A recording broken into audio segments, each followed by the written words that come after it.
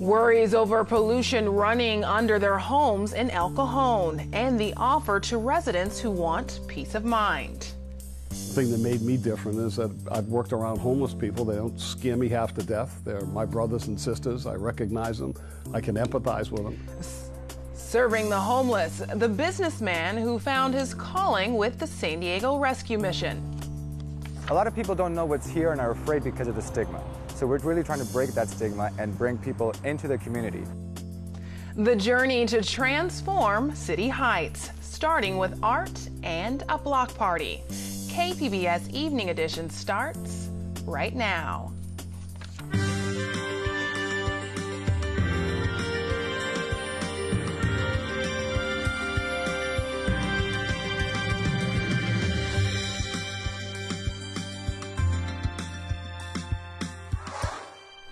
Good evening and thanks for joining us. I'm Ebony Monet.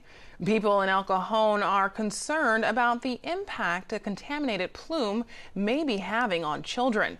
They got a chance to talk to state officials about the pollution running under their homes. Ingrid Lobet with our media partner iNewsSource has more on last night's meeting. And we're here in an informal setting to provide you information regarding contamination that was encountered. It was the first meeting in El Cajon since toxic vapors from an underground chemical were discovered inside people's homes. And they found out they don't have to wait for the state to test a few houses at a time. Amatec, the company legally responsible for the pollution, now says it will pay for any mobile park resident to get their home tested. We just know that people are concerned, and we want to do it and extend the offer to everybody who wants it. And state officials said they hope residents will sign papers granting them access. Go ahead and approve that and let us take our samples. Let us get the information that we need to know whether or not their health is at risk. But some say the testing is overdue. Authorities have known the groundwater was contaminated with a volatile chemical for 30 years. It took this long to be public. I think they've known about it for quite a long time. I think the transparency's a new step. But she gave the agencies credit for maintaining open lines of communication now. For KPBS, I'm Ingrid Lobet with iNewsSource. iNewsSource is an independently funded nonprofit partner of KPBS. Today, the U.S. Coast Guard offloaded 18 tons of cocaine in San Diego from drug raids. Today, we're going to be offloading a little over 36,000 pounds of cocaine. Crew members took care of this drug haul at the 10th Avenue Marine Terminal in Barrio Logan. The raids hit drug smuggle vessels operating in the eastern Pacific over the last 4 months, primarily off the South American coast. So far in fiscal year 17, we've interdicted 230,000 pounds of cocaine worth over $3 billion. Coast Guard officers say they're seeing signs of increased production in South America, and they expect that trend to continue.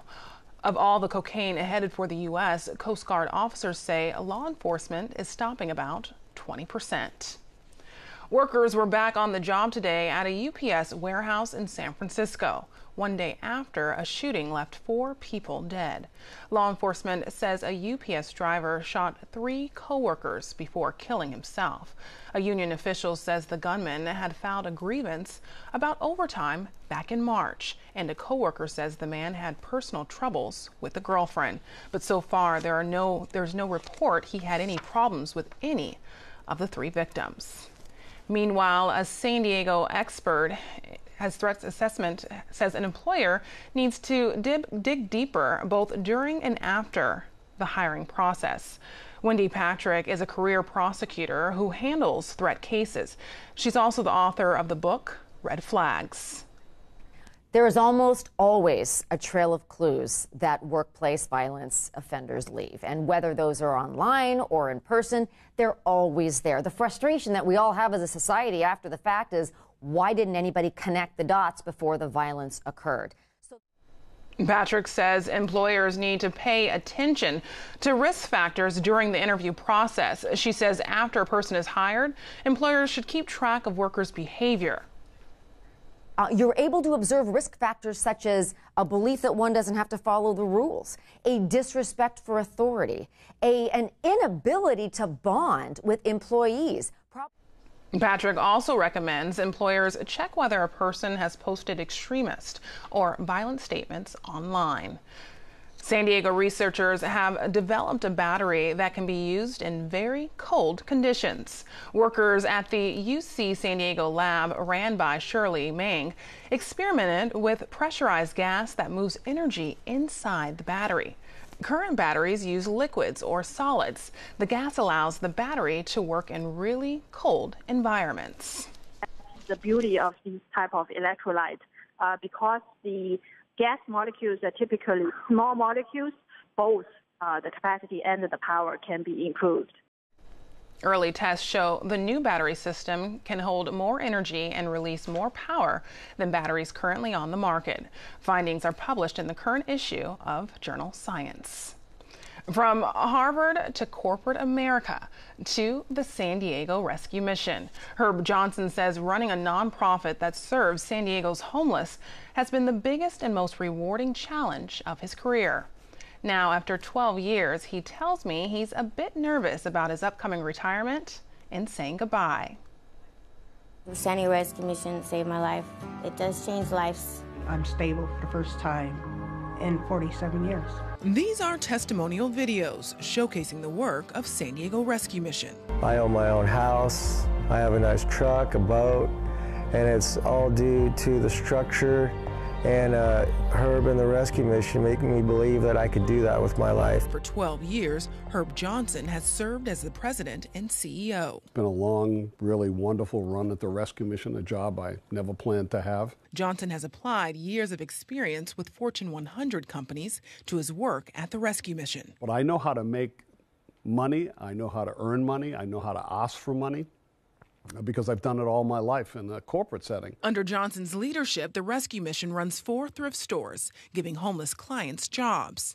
He says the stores bring in about $1 million a year. It's giving them a skill that they didn't have. It's not just cleaning them up and taking their alcohol addictions away, but showing them a different life by giving them a different skill. It's an unexpected career shift Johnson says he's uniquely suited for. Working in this environment is not for the meek of heart. And the thing that made me different is that I've worked around homeless people. They don't scare me half to death. They're my brothers and sisters. I recognize them. I can empathize with them. As Johnson readies to retire, he says he's most proud of the Rescue Mission's 11 programs. There's family counseling, rehabilitation, and one of its newest is a licensed preschool. Well, this is where my heart is here every day. This is the Children's Center here. Such goodness comes out of this operation. We're going to double this program this year. Johnson says the spirit of helping others comes from his Boston upbringing with his mom, who he says always dedicated herself to doing just that. And he credits a smart, dedicated staff for transforming San Diego Rescue Mission from a relatively obscure, faith-based nonprofit to a leader in the fight to take on San Diego's homeless crisis. You're not going to get rich working at the Rescue Mission, but in terms of reward, I could never have had this job in a for-profit industry. The experience and the feeling I'm leaving with right now, I'm taking away from the Rescue Mission more than I have ever given them back. Thank you very much, and God bless.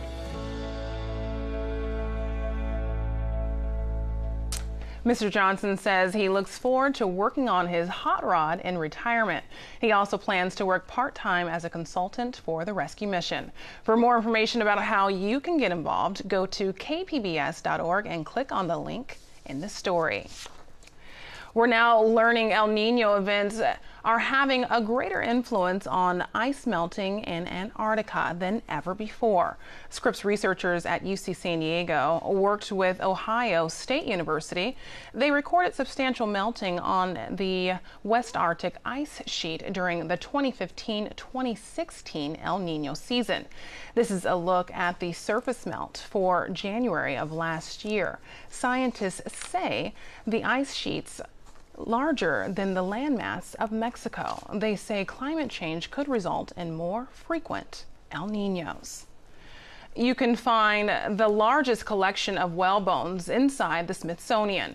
From Joe's Big Idea and NPR, Madeline Sofaye talks whale bones and what they can teach us with paleobiologist Nick Pienson. All right, are we ready? So don't strum it like that. I won't strum it. Hey guys, I'm Maddie Sofaye from NPR and Joe's Big Idea. We're here at the Smithsonian's Museum Support Center, and we're about to check out the largest collection of whale bones ever. You could think of me as a marine mammal detective through geologic time. I look to the past to track down whale bones to understand how whales came to be and where they're going. This is what I generally just call a whale warehouse. This is a place where we keep whale specimens, fossil from extinct species and modern ones from species that are alive today, and they're all under one roof, and that makes it a unique kind of place. Why whales? So why whales? I'm not a whale hugger. Your socks would say otherwise. Yeah, I got interested in whales because I thought they were fantastic vehicles to understand evolution. I think that's the job of any paleontologist, is trying to understand what happened in the history of life that we didn't see. We want to know those things, and it's a big detective story. How do we figure it out? What do we got? Whew, 15.7. So big head, yeah. Bigger brain. This happens to be the largest single specimen of blue whale jawbone that is in any museum, period. Wow. And consequently, because dinosaurs did not have a single bone that was larger than this one, these are the largest single osteological elements of any organism in the history of life on Earth. That's amazing. Does that ever get lost on you? No, it doesn't. It actually, it kind of challenges me to think of the right scientific question to ask of this material. Because you could think about, well, how does a blue whale actually grow a bone this large? What are the physics involved with feeding with jaws this large? Those are all questions that can be investigated using these museum collections. We have, across all these shelves, the skulls of fossil whales. And I'm going to lift off the jacket just like this. I think it's tremendously cute. Wow, it's crazy to think about how old these things are. Yeah, right, and you can actually touch them, right? This is... Wait, yeah. I can touch them? Yeah, well, you strummed a cast, so you might as well graduate to this level. That's awesome. There's your time travel for the day. It's like 11 million years old. I'm going to touch it again. Sure, go for it. That's going to cost you. So again, this imaginative process of looking into the Earth, into past snapshots, those give us clues about the potential future states of where we're heading. And I also think that that's something that we still control. We don't know how the future is going to shake out. We do know that these systems are dynamic and complex and can respond abruptly. They can respond in ways that we can't foresee, but we are a part of it. I think of humans as being participants in this great experiment that we're undertaking. We just need to be more aware of that. This is Madeline Sofaye reporting from the mouth of a whale. Nick Pienson also here. It's my day job, so it's not that big of a deal. Everyday situation for him. State inspectors will look at the spillways of nearly 70 dams across California. The review is a response to the breakage at the Oroville Dam in February. That incident forced nearly 200,000 people from their homes. So far, the state hasn't said which dams are being inspected, but some date back to the gold rush. Researchers say Californians responded well to emergency measures in the middle of the state's historic drought. The Public Policy Institute of California report says most residents met the challenge to cut water use by 25%. The report shows the policy also increased tension between local water agencies in the state. It suggests regulators make water use reporting requirements permanent. The PPIC report also said the stress test policy that required local agencies prove they had enough water for 3 dry years was a better approach.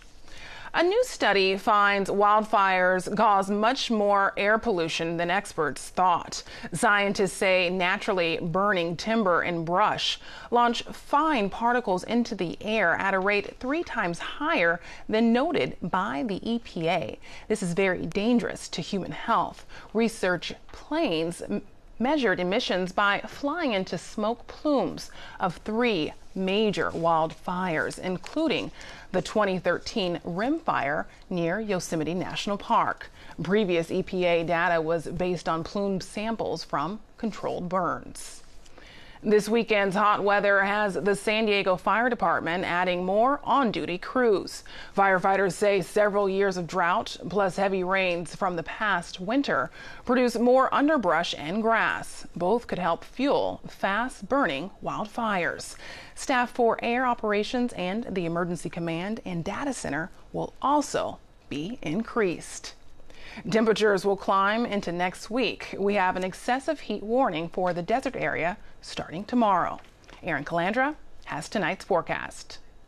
Beautiful weather we saw here today, and that is really going to continue. Lots of sunshine, temperatures a bit above average, and just beautiful if you want to head to the beach, perhaps for Father's Day weekend. It'll be a good time to do that.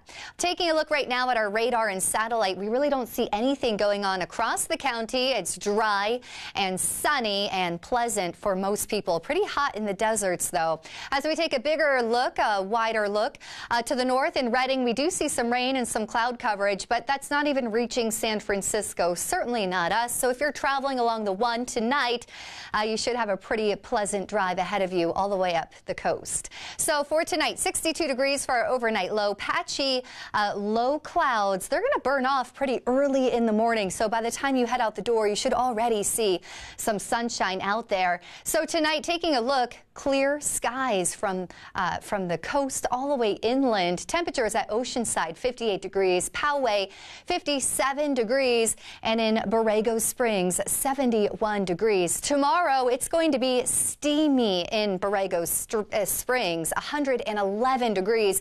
So certainly try to get inside into the air conditioning there. Mount Laguna, we're at 83. Alpine, 90 degrees. And in San Diego, 78 degrees with plenty of sunshine. We are seeing some severe weather here in the Midwest. If you're traveling to Chicago, for example, we could see some delays due to some winds and flooding, issues like that. Meanwhile, here in the Southwest, the heat is really building. We're going to see record challenging and even record breaking temperatures in places over the weekend. Taking a look at our 5-day here along the coast, it's going to be pleasant. Lots of sunshine for Father's Day, 80 degrees on Sunday. Inland, it's a bit warmer, of course. We're in the 90s through Sunday. Then we drop down to the 80s with lots of sunshine. And in the mountains, we're in the 80s much of the week with lots of sun. And the deserts, they are really baking, 116 degrees by Tuesday. For KPBS News, I'm Erin Calandra. Another sign of summer when you see new boats on the San Diego Bay. The San Diego International Boat Show opens today at Spanish Landing. Water enthusiasts can see a display of more than 200 boats, from family cruisers to sailboats. Some yachts are more than 80 feet long. The boat show runs through this weekend. Coming up on PBS NewsHour, an American college student is now home after being detained in North Korea. But Otto Warmbier is in a coma. Doctors say he lost brain tissue during the 18 months he spent locked away. His father fired back at North Korea in a press conference. Syrian regime, I would say I'm so proud of Otto, my son, who has been in a pariah regime for the last 18 months, brutalized and terrorized, and he's now home with his family. And I'm just tremendously proud of Otto. His spirit is with us. Plus, the game will go on. A congressional ball game underway following a shooting attack at practice. That's tonight on PBS NewsHour, starting at 7, right here on KPBS. Students at High Tech High in Point Loma were wrapping up their end of school year and a special gift for Syrian refugees. KPBS education reporter Megan Burks visited the school as students put the finishing touches on 15 skateboards.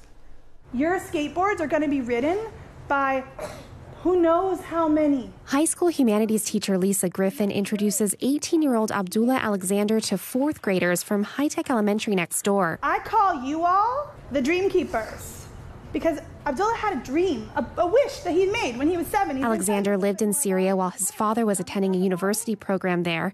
When he left, he promised he'd return with skateboards for all of his friends. 5 years later, a civil war broke out. Obviously, for now, I can't be going back there anytime soon, so that's why this project is really important to me. Like, you guys helped out, you guys are making these skateboards, we're going to actually send them to refugee kids over there, and then my friends might happen to get one of them, which would be awesome. Now the 4th graders are working with Griffin's 9th and 10th graders to design, paint, and ship skateboards to a Jordanian after-school program for Syrian children. We chose freedom for the color orange because you can use this board whenever you want to.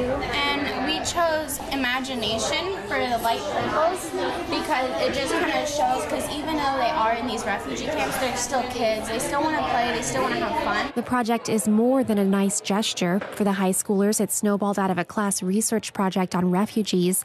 Next door, 4th grade teacher Natalie Ali was using donated Sector 9 skateboards to get her kids interested in core subjects. There was art, a lot of writing. We did a lot of reading around it and reading stories about courage and bravery and failure. And trying to think of, we did so much. We did a lot of science work around the skateboarding, so we learned a little bit about the physics of skateboarding. The students also learned about being a good neighbor to the school next door and to children halfway around the world. We also could have some people on the stairs here. They'll package the skateboards with handwritten messages and a link to this video greeting. Salam. It feels amazing because, like, I made an innocent promise a long time ago. It's awesome to just have something so good, for them to experience something good a little bit out of all the evil things that are going on. Megan Burks, KPBS News. San Diego's City Heights neighborhood is known by locals as a welcoming district rich in diversity. A group of community members is setting out to unite residents and shed the negative rap they say the community sometimes gets. KPBS City Heights reporter Taryn Minto joins us, tells us the journey starts with art and a party. A beige barren wall along bustling University Avenue was a frequent target for vandals. The vast facade of the treasure trove shop was a ripe canvas for graffiti, frustrating both the owner and community members. So they took charge. The space is now occupied by swirls of cerulean, mint, and rose paint depicting the sea at sunset. Carlos Quezada helped arrange an artist to conduct the work after hearing businesses complain about the frequent tagging. This wall was hit about once a week, and it's been over a month that it hasn't been touched, so we're really proud of that. The mural is a product of donated time, space, and resources, and involved nearby school children who were invited to pick up a brush. Co-organizer and resident Edwin Lohr says the project was well received. Someone even painted a small thank you on the mural's wall. And people love it. They love it. Oh, you know, the business, can we do one down there? Can we do one over here? So I think it really is catching on. They've organized 2 other illustrations as part of #The Avenue Mural Project and are planning more this summer. One hiccup is funding and resources. In the meantime, they want to tap into the mural momentum and drive community empowerment forward.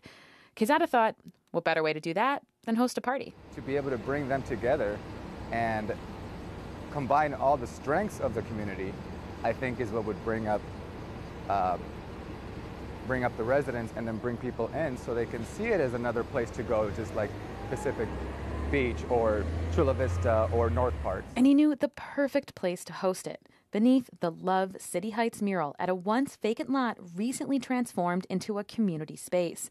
The June 24th event will feature musical acts, artwork, a literary performance, and raffles.